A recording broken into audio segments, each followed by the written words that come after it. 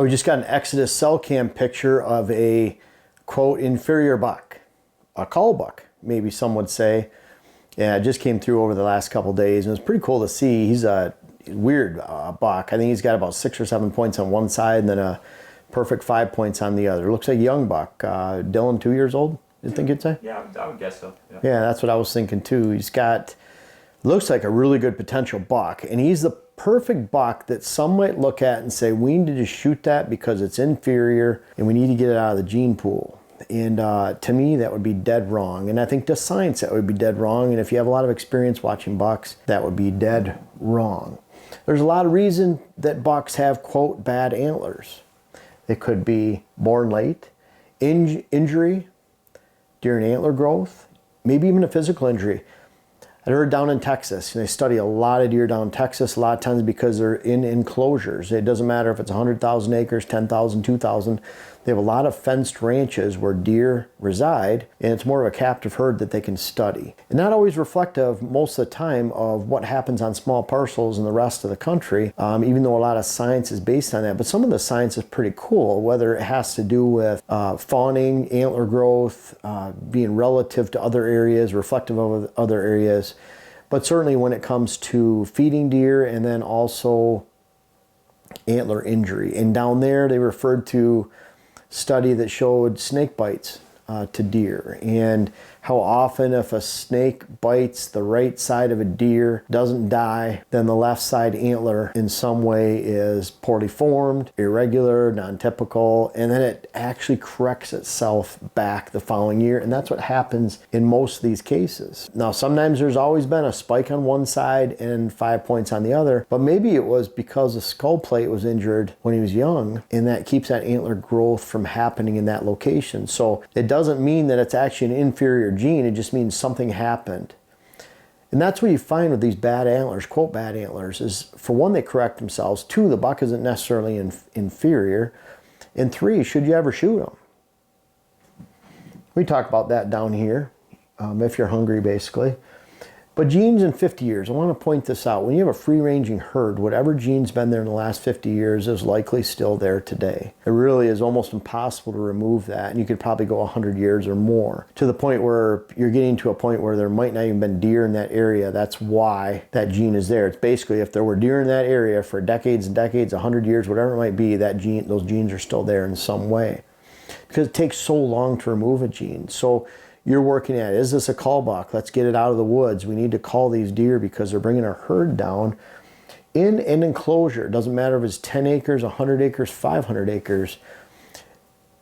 People a lot smarter than me have done the math. It takes 13 years to remove a gene out of a captive herd where you're not introduced to any other deer and you have total control of the situation. You have to shoot every deer with that gene, that type of gene that you want to remove, for 13 years in a row. That includes not only the bucks with the antlers you're trying to change, but the does too, because they are just as equal in the making of those genes and pairing together and producing those fawns that come from that combination. So you need to remove all deer, and even then it still takes 13 years to successfully remove that gene. Pretty crazy when you think about that and the complexity of doing that on private land. Very, very hard. So 13 years. You know, a really good reason, kind of like we talked about spikes in the past, but on a cull buck, an inferior buck, you simply want some venison. You're hungry. That's a great reason. You tell someone, hey, this weird looking buck's coming through, some poorly formed, bad antlers, and you shot it because you're hungry. That's a pretty cool reason to tell somebody you want some venison. Who cares how old it was? You just wanted to eat it. You want to put your tag on it. That was your choice for the year. That's awesome. You know, you got some venison. That's a really good reason. We'll be right back to today's video, but guys, thank you so much. We launched our seed company about 3 weeks ago, and the success has been overwhelming. We've currently had orders from 36 states. We planted our food plot seed because Dylan and I wanted to get one plot in here quick. We're planting the rest August 12th and 13th. But it's so awesome to look down and see our little tiny brassica plants coming in on this side. We have buckwheat, tillage radish, peas on the other side.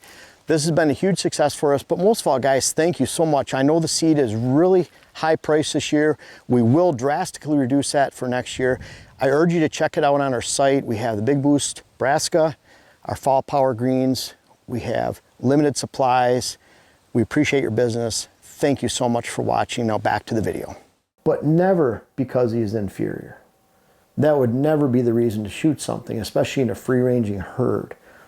You know, we have some bucks around here that are basic 8, basic 10, kind of goofy looking in some ways. But bottom line is, those bucks might not look spectacular at 4 years old, 3 years old, and certainly younger. When they get to 5, 6 years old, you just never know what little stickers, drop tines, kickers, splits that they're going to have. They could really change in those 5th and 6th years of growth, 7. And seriously, how often do you get to watch bucks that might go from 4 to 5 to 6, even at 5? And we have some right now. There's one that has a sticker off the one side just sticking out.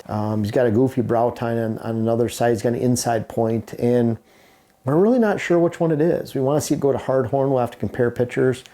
We have another one that was a 10 point. It looks like the one that was a 9 point last year. He's developed into a beautiful 10 point, 20 inches wide plus, inside spread, a lot of mass, and irregular left tine. We think it's a buck called 45. We're just not sure. We're going to watch him. Bottom line, he's turned out to be a really cool buck. Hey, Dylan, if you give me those antlers right there. Not exactly, but this is what that buck reminds me of.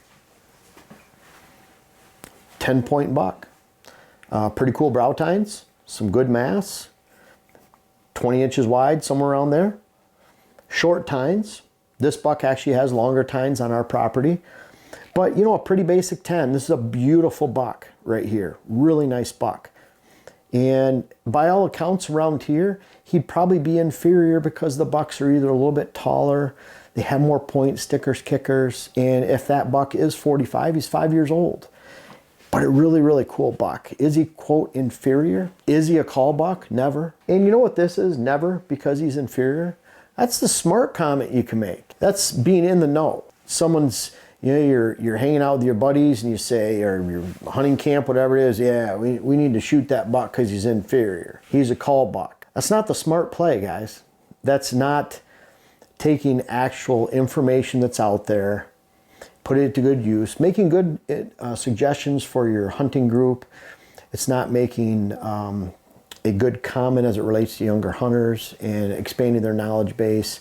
Because really, you know, you want some venison, just spell it out. I want to shoot some venison. Or I haven't shot a buck in 5 years.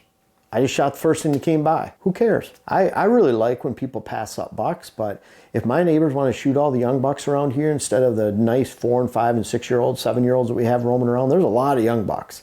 We'll attract a lot on our land here in the fall, and they'll be very safe because they don't move much. When there's big boys running around, they get really sandwiched into a tight window.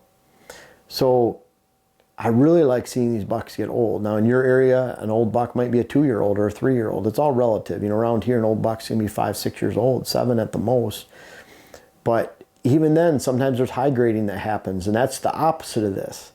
You'll see a young buck that's 2, 3 years old, has some split G2s, a drop tine, all of a sudden it's 13 points and it's 2 years old and he's young, and you shoot it out because there's 13 points. You know, that's a bad thing too. You're just shooting for antler number of points, meaning that 10 points is better than 8, 13 points is better than 10, and you can tell people you shot a 13 point instead of a 10 point, instead of an 8 point, instead of a 6 point. We have a buck that's roaming around right now that's, by all accounts, by the neighbor, would be an 8.5-year-old buck. You know how he probably got there? Well, you can go back to 2018, you can go back to the season of 2020. Guess how many points he had? 6.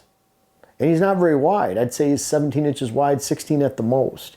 Nothing spectacular. This year it looks like he's got 2 little G4s or G3s, and that would make him an 8 point. So, and they're small. So he still looks like that 6 point frame. He's got a sagging back, big belly. That's the first thing I noticed about him was big belly, just hanging down. You say, wow, that's an older buck. Not much antler. A lot of times, unlike that buck, we had an 8 point last year that I remember the neighbor telling me a couple years ago he wasn't that special.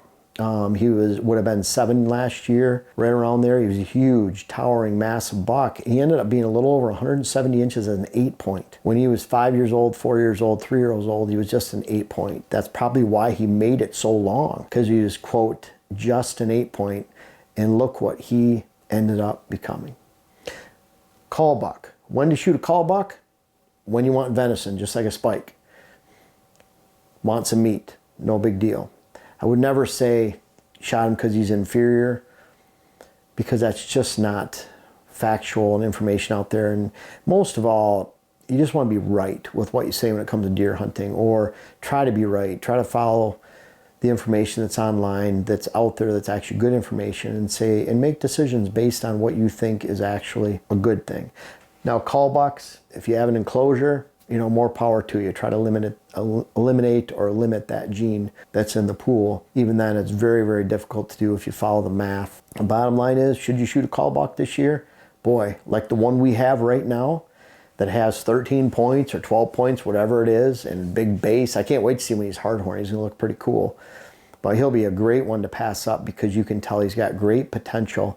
And I bet you'll even out his sides next year to the point where you don't even recognize him, because all of a sudden we'll have to look at the right beam only because he's going to be so off from what we see this year. But he's a really cool buck. I can't wait to follow him. Now, what's really cool around here, a lot of people are looking for older deer instead of points. So he's one that I can see making it and being able to follow at least till he's 3, maybe 4 years old, see what he actually becomes, because his antlers this year are bad and they're not indicative of what he will be in the future. And 99% of the time, that's when it comes to a cull buck, that's usually what's going to happen. He's going to be a lot better than you could ever imagine when he actually grows up.